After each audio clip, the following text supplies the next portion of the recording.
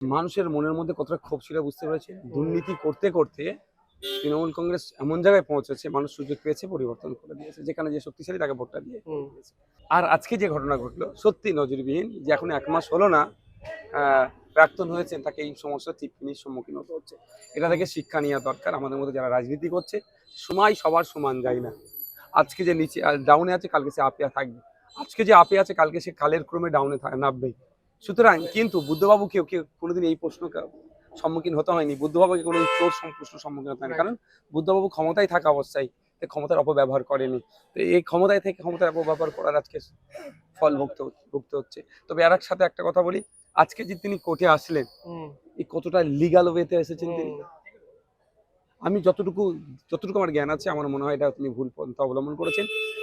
তিনি প্রাক্তন মুখ্যমন্ত্রী এই সুযোগটা নিয়েছেন, কারণ এখানে ইন পার্সন যদি কোনো মামলা হয়, সে ব্যক্তিগতভাবে আসতে পারে, যা সুপ্রিম কোর্টে অ্যালাউ করেছিল chief justice of supreme court. কিন্তু এখানে উনি নিজের মামলাতে দাঁড়ান, অন্য মামলাতে এসে তিনি ওকালতি করতে এসেছেন বলে যেটা শুনতে পারলাম।